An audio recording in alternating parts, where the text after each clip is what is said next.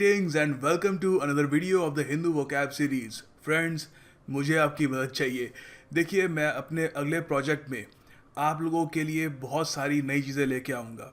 First of all, मैं phrasal verbs पर आपके लिए एक वीडियो प्रिपेयर कर रहा हूँ। उसके अलावा मैं एक वीडियो बनाऊँगा जिसमें मैं एक किताब, एक नॉवल का पहला चैप्टर कंप्लीटली रीड करूँगा और साथ ही साथ हिंदी सरल भाषा में एक्सप्लेन भी करूँगा कि आखिर किताब में लिखा क्या है।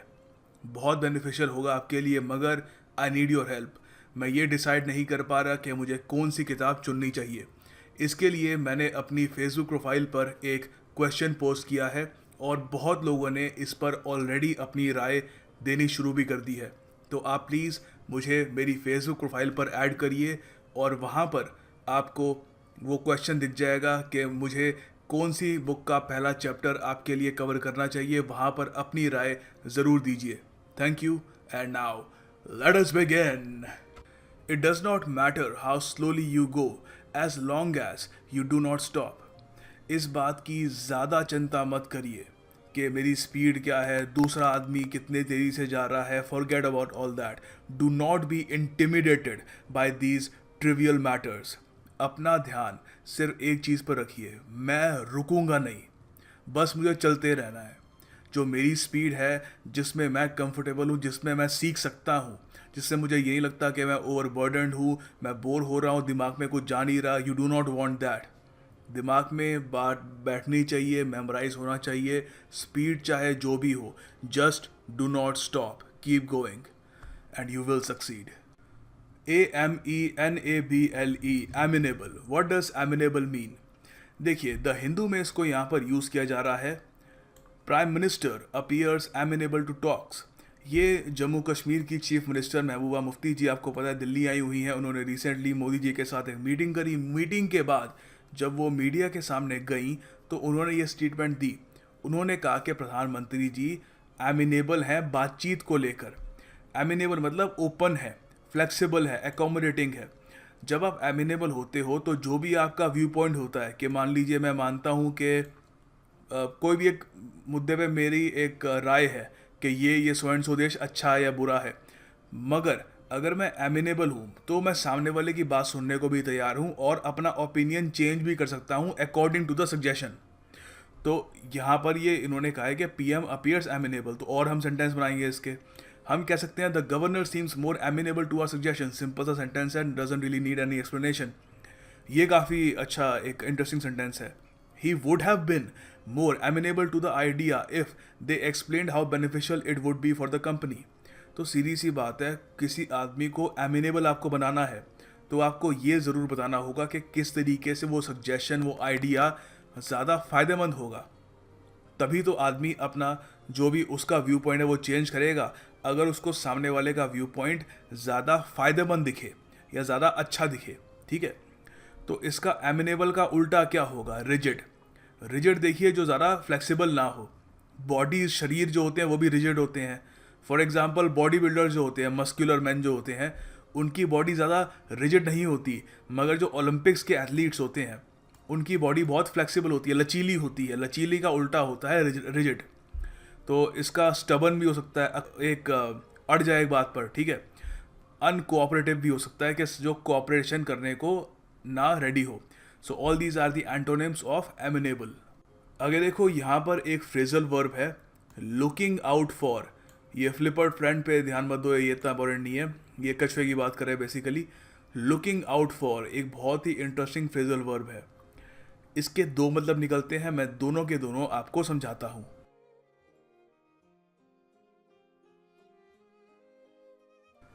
Surprise surprise, spot the error MCQs। बहुत जल्दी आपके लिए इसके ऊपर पूरी एक वीडियो भी बनाऊंगा मैं। अभी के लिए ये MCQ करके देखो, नीचे कमेंट बॉक्स में करो, इसको बताओ कि यहाँ पर एरर कहाँ पर है। और इसका जो आंसर है इस क्वेश्चन का, डिटेल्ड आंसर विद एक्सप्लेनेशन, आपको जो PDF है हमारी उसमें मिल जाएगा। PDF आपको मेरी फेसबुक प्रोफाइल में मिल जाएगी। फेसबुक प्रोफाइल का लिंक आपको नीचे कमेंट सेक्शन में मिल जाएगा। देखिए, लुकिंग आउट फॉर के दो मीनिंग होते हैं। पहला तो होता है कि अगर आप किसी की केयर करते हैं, किसी को चाहते हैं कि आप सेफ रखें, उसको कोई हार्म या नुकसान ना पहुंचे, तो that means you are looking out for that person, you are making sure कि उसके साथ कुछ खराब ना हो जाए। सेंटेंसेस से भी समझाऊंगा, उसी से ही अच्छे से क्लियर होगा। दूसरा मीनिंग एक ये भी हो सकता है कि किसी चीज़ की एग्जिस्टेंस के बारे में बहुत अवेयर हो, बहुत आपको पता हो कि वो चीज़ भी एग्जिस्ट करती है। ये नेगेटिव वे में भी यूज़ हो सकता है। तो दो इसके मतलब निकलते हैं। मैं आपको दोनों के अलग अलग सेंटेंस बता देता हूँ। देखिए, पहली बात तो किसी की केयर करने वाला, मैं कह सकता हूँ my brothers will look out for me. Look out for me मतलब मेरी एक तरीके से प्रोटेक्शन करेंगे, मुझे कुछ हो ना जाए इसका ध्यान रखेंगे। And make sure my enemies can't hurt me, तो ध्यान रखेंगे कि मेरे जो दुश्मन है मुझे नुकसान ना पहुंचा पाए। तो एक तो लुक आउट फॉर का ये हो गया मतलब। दूसरा जो था उसके दो सेंटेंस बनाए हैं यहाँ पर। You should look out for pickpockets. Pickpockets होते हैं जेब कतरे। तो मैं यहाँ पर कह रहा हूँ कि आपको जेब कतरों से अवेयर रहना चाहिए कि वो भी हैं, ठीक है। तो आपको अलर्ट रहना चाहिए, कॉशियस रहना चाहिए कि वो आपको नुकसान ना पहुँचा दे। अच्छा, ये भी हम कह सकते हैं look out for spelling mistakes in your work. तो किसी को आप अगर एडवाइस देना चाहते हैं कि वो कुछ लिख रहा है कि look out for spelling mistakes in your work, ध्यान रखना कि स्पेलिंग मिस्टेक्स ना हो जाए। एक तरीके से अवेयर रहना कि स्पेलिंग मिस्टेक्स भी हो सकती है, ठीक है। तो एसेंस काफ़ी हद तक दोनों की सेम ही है, मतलब जो है इसका, बट यूज़ करने के इसके दो विभिन्न तरीके हैं। मैं आपको सजेस्ट करूंगा कि इस पे सेंटेंस बनाइए, मैं बिल्कुल करेक्ट करूंगा जितना भी मैं करेक्ट कर पाऊँ। अगला शब्द है डूम्ड। देखिए, ये एक एडजेक्टिव है। अगर मुझे इसे एक नाउन की तरह इस्तेमाल करना है तो मैं ईडी हटा दूंगा और ये डूम बन जाएगा। दोनों का यूज़ करने का तरीका और अर्थ हल्का सा डिफरेंट है, समझाता हूँ।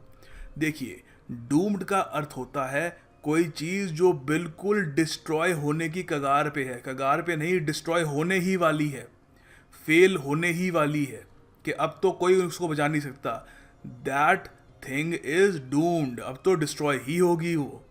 तो देखिए, दूसरा जो डूम है एज ए नाउन, उसका अर्थ होगा डिस्ट्रक्शन, डाउनफॉल, कयामत, जो मतलब हो चुका हो, catastrophe, disaster, rack and ruin, ठीक है। ये भी कभी अलग से कवर करूंगा, इसको लिख लेना, अलग से भी कवर करेंगे इसको। देखो, डूम का ये सब मतलब है। अब इसके अलग अलग सेंटेंसेस बनेंगे। मैंने एक डूम का सेंटेंस भी बनाया है, एक डूम्ड का भी बनाया है। अगेन मैं कहूँगा इसके सेंटेंस ज़रूर बताना और मैं उसको करेक्ट करने की कोशिश करूँगा। देखो, यहाँ पर मैंने लिखा है a nuclear war between Russia and US will bring Doom. तो मैं कह रहा हूँ कि कयामत ले आएगी अगर न्यूक्लियर वॉर हो गई रशिया और यूएस के बीच में, ठीक है। मतलब डिस्ट्रक्शन ले आएगी। डूम मतलब डिस्ट्रक्शन, डूम्ड मतलब कि कोई चीज़ जो डिस्ट्रक्ट होने वाली है, ठीक है। तो अगर मैं कहना चाहता हूँ कि कोई प्रोजेक्ट है जिस पे कोई काम कर रहे हैं, मैं कहना चाहता हूँ बिल्कुल बर्बाद होने वाला है, आपने बेकार प्लानिंग करी है, गलत लोगों को चुन लिया है, तो मैं कहूँगा दैट प्रोजेक्ट इज़ डूम्ड। तो किसी के लिए भी आप यूज़ कर सकते हो। कोई कंपनी हो जो बिल्कुल आपको लग रहा है कि बर्बाद होने वाली है, so and so company is doomed, destroy होने वाली है, अब तो कोई बचा नहीं सकता उसको, फेल होने की कगार पे है वो, ठीक है। तो ये यूज़ करने का तरीका जो है ना, वो बड़ा इंपॉर्टेंट होता है। बाकी एग्ज़ाम में आ जाए तो आपको अब तक समझ में आ ही गया होगा, इसके जो सिनोनिम्स हैं वो याद कर लेना। यही होगा, डिस्ट्रक्शन, कयामत, कोई कैटास्ट्रॉफी आ जाए, डिज़ास्टर हो जाए, यही एग्जामिनेशन पॉइंट ऑफ व्यू से इसके सिनोनिम्स होंगे। देखिए, अगला शब्द है जेन्यूफ्लेक्ट। जेन्यूफ्लेक्ट का अर्थ क्या होता है? देखो, जेन्यूफ्लेक्ट मतलब इस तरीके से, जैसे ये इंसान यहाँ पर घुटने टेक रहा है, इसका मतलब ऐसे घुटने टेकना, मगर हार में या किसी के डर से नहीं, किसी की आदर पे। यहाँ फ़र्क है, किसी के आदर में घुटने टेकना, उसको सम्मान देने के लिए। तो ज़्यादातर यू जेन्यूफ्लेक्ट टू गॉड, भगवान के सामने, या किसी भी कोई व्यक्ति हो जिसको आप बहुत ज़्यादा मानते हैं, रिस्पेक्ट करते हैं, वहाँ पर जेन्यूफ्लेक्ट का इस्तेमाल होगा।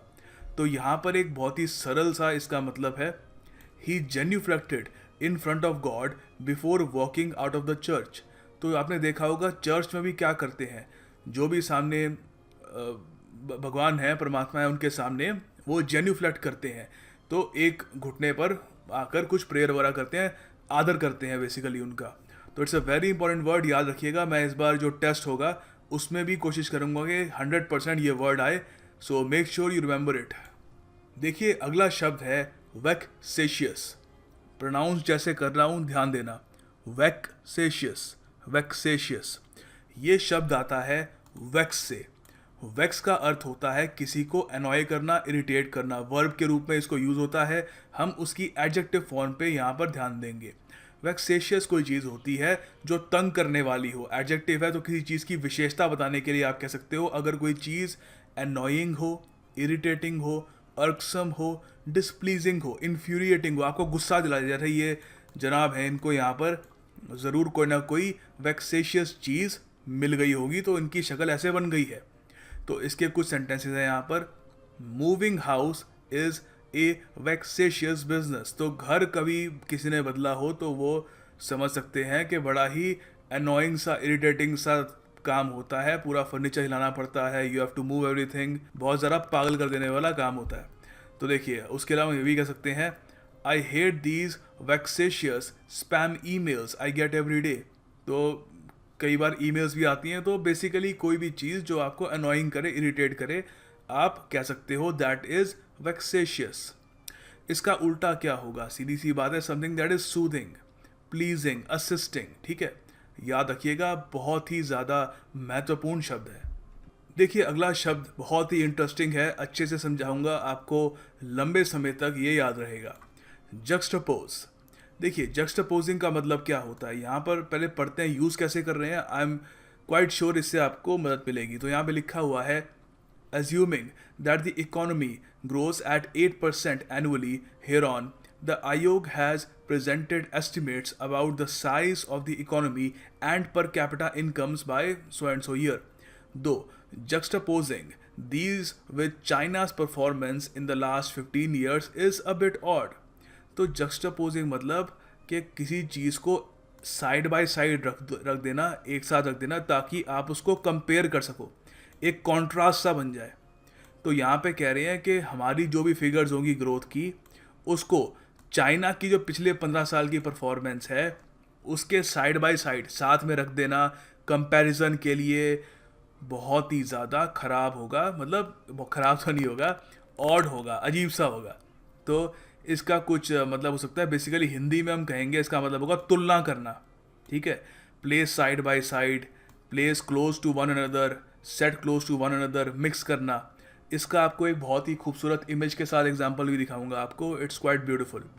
तो इसका यहाँ पे सेंटेंस बनेगा, the artist likes juxtaposing ancient and modern cities in his paintings. तो कई बार कुछ आर्टिस्ट होते हैं, वो क्या करते हैं, जो आधुनिक युग की जो आजकल शहर है वो, और जो प्राचीन युग के जो शहर हैं उनको एक ही पेंटिंग में दिखाते हैं, ताकि आदमी थोड़ा तुलना कर सके, कंपेयर कर सके, क्योंकि दोनों चीज़ें साइड बाय साइड हैं। इसका एक खूबसूरत एग्जाम्पल आपको दिखाता हूँ। देखिए इस फोटो को देखिए, this is a shining example of juxtaposing. हम यहाँ पर देख सकते हैं एक बहुत ही मॉडर्न सिटी। मैं यहाँ पर पेन चलाना नहीं चाहता, बट हल्का सा एरो दिखा रहा हूँ, हल्का सा। और यहाँ पे हम देख सकते हैं एक प्राचीन रूरल सी जगह। तो दिस इज़ कॉल्ड जक्सटापोजिंग। दोनों को साथ में रख दिया कॉन्ट्रास्ट दिखाने के लिए कि दोनों में फ़र्क कितना है, और ताकि हम दोनों को कंपेयर कर सकें। ऑलराइट, इस वर्ड को याद रखिएगा, खूबसूरत शब्द है और एग्ज़ाम में भी आ सकता है। देखिए अगला शब्द एक क्रिया है, एक वर्ब है। इसका मतलब होता है किसी को परप्लेक्स कर देना। परप्लेक्स आपको याद होगा, हमने आई थिंक 1 महीने पहले डिस्कस किया था। इसका मतलब होता है किसी को कंफ्यूज कर देना, किसी को बिल्कुल घनचक्कर सा बना देना एक तरीके से। तो फ्लमक्स देखिए अपने आप में वर्ब है, तो टू लगाने की यहाँ पे आवश्यकता नहीं है। तो देखिए यहाँ पर इसके कुछ सिनोनिम्स होंगे, किसी को बैफल कर देना, बेविल्डर कर देना, मिस्टिफाई कर देना, बेम्यूज करना, परप्लेक्स करना, पजल करना, कंफ्यूज करना, बेसिकली उलझा देना। ठीक है, किसी की ऐसी शक्ल हो जाए उसको फ्लमक्स कर देना। तो देखिए यहाँ पर इसके कुछ सेंटेंस है फ्लमक्स के। When he saw the puzzle he seemed flummoxed and nervous. तो तो ऑफ कोर्स यहाँ पे एडजेक्टिव हो गया ये। तो जब उसने पजल देखी तो ही सीम्ड क्या, फ्लमक्स दिख रहा था, ठीक है। तो हम ये भी कह सकते हैं I was flummoxed when I read that poem. तो पोएम से कभी कभी समझ नहीं आता क्या क्या रहा है आदमी, तो आपको थोड़ा बहुत कंफ्यूज उलझा सा सकती है, ठीक है। तो इसके कुछ एंटोनिम्स यहाँ पे रखे हैं, टू एश्योर, टू रीअश्योर, या सेटिस्फाई, एनलाइटन या इन्फॉर्म। वैसे इसके एंटोनिम्स पूछने के चांसेस बहुत ज़्यादा कम है। सिंप्लीफाई भी काफ़ी अच्छा है कि इसका एंटोनिम हो सकता है, बट ज़्यादातर इससे आपके सिनोनिम्स ही पूछे जाएंगे 90%।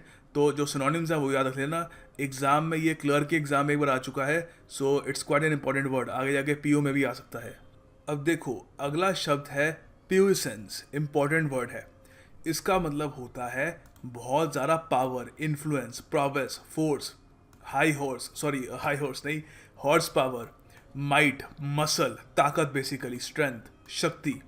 प्यूसेंस मतलब शक्ति। तो यहाँ पर इसका एक सिंपल सा सेंटेंस है, द नाइट देखिए शूरवीर होते थे मिडीवल पीरियड में, ये एक ब्रिटिश इंग्लैंड का एक यहाँ पे नाइट है।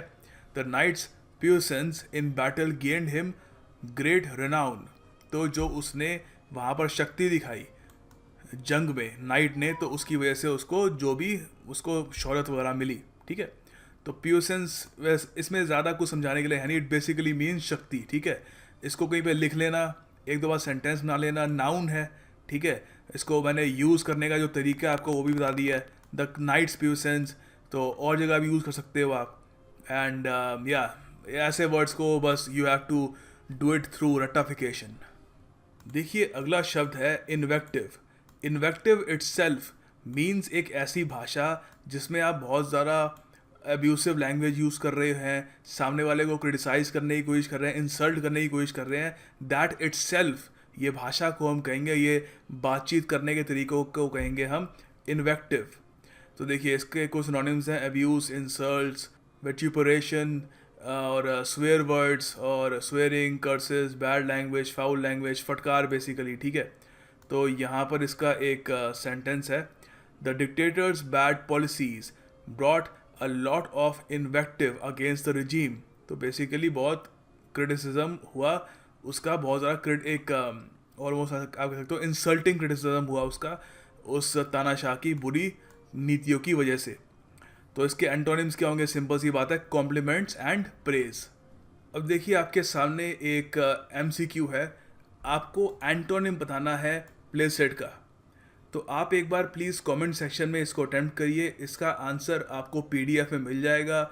PDF आपको मेरी जो फेसबुक प्रोफाइल है वहाँ पर मिल सकती है, उसके अलावा हमारा जो टेलीग्राम ग्रुप है वहाँ पर मिल जाएगी, स्टडी IQ के ग्रुप में भी मिल जाएगी। तो तीनों आपके पास रास्ते हैं, but I would advise you कि मुझे फेसबुक पे ऐड कर लीजिएगा, क्योंकि वहाँ पर I can directly communicate with you and मैं जान सकता हूँ कि आपके ओपिनियंस क्या हैं।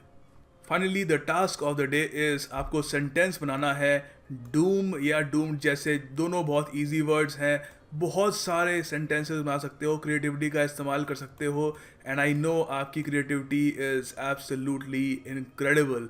So please do show all of us your creativity so that all of us can learn from your sentences. और अगर कुछ गड़बड़ आती है तो हमारी community is quite helpful, people help each other out. मैं भी असिस्ट करने की कोशिश करूँगा जितना कर सकता हूँ। So you have absolutely no reason to just sit back and not write. And do make sure to like this video as well.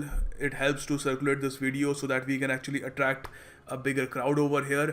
And subscribe to our channel if you already haven't. And yeah, that's about it. I will see you tomorrow. Thanks for watching.